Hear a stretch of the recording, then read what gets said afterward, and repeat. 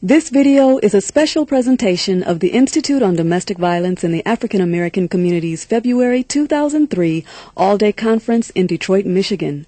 For the purpose of this presentation, the conference has been condensed to an hour to provide a comprehensive overview of the program. What we want to try to do is to deal with the idea that there are different approaches to address this issue with domestic violence. As you see in your program, when you see the abstract and the overview about what this day is focused on, we look at the fact that we have these concerns about how music and the media can have affected our children, have affected adults, and that the exposure to such information may end up doing some really negative things, producing more violence.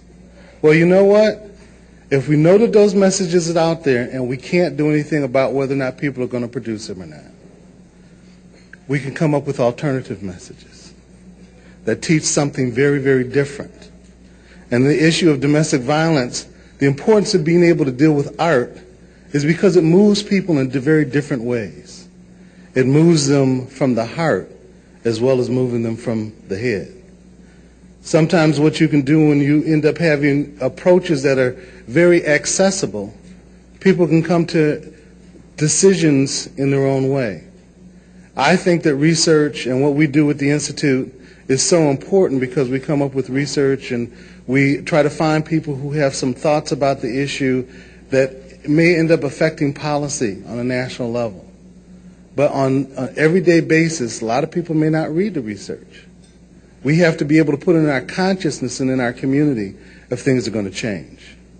So what we want to do, too, is to encourage you to think about how you can use art and the media as an intervention strategy to make it more accessible. We've really assembled a stellar group of people who can help inform us on this issue, but also give you some examples about what you might be able to do to include it in the work that you do. People that we will have here today are people from human service organizations, domestic violence organizations, law enforcement, and the arts community. So we really like you to spend some time thinking about these things, and you'll have an opportunity to be able to interact with people who are here today and ask questions of them about their work. But also people who are doing work, people who are secretaries and organizations, or people who are working in programs to fight the issue, or people who are producers who've been moved to do so because they're doing some important thinking about the issue and they band together, have conversations with other people. Children who've had some thought about this issue. Come together. They're not academics. They're not the traditional advocates that you think about. But they have something in their heart that they want to express to people. Now, I must tell you, part of our movement to this issue has something to do with Dr. Madhubuti.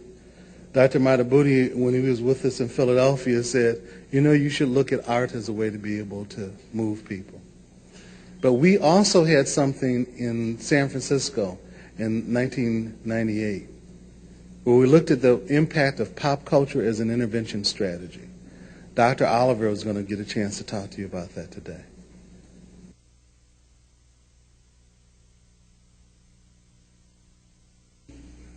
The prevention of domestic violence is a challenge that must be addressed on many fronts.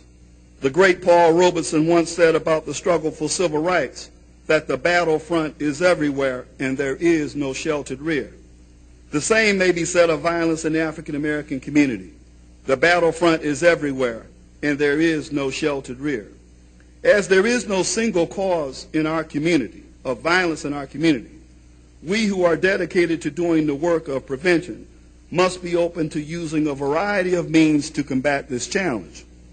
At the Institute, we believe that popular culture has significant public health implications, given that its content generally reflects the values and social reality of the black experience, and the fact that it has the potential as an intervention to transform attitudes and change behavior because it reflects a cultural authenticity that more traditional interventions tend to lack. Thank you very much. Michigan Coalition Against Domestic and Sexual Violence is a state association of domestic violence and sexual assault service providers and other interested in organizations. Actually, almost 300 individuals and organizations are also members of the coalition. We've had the pleasure of working side by side with many of you over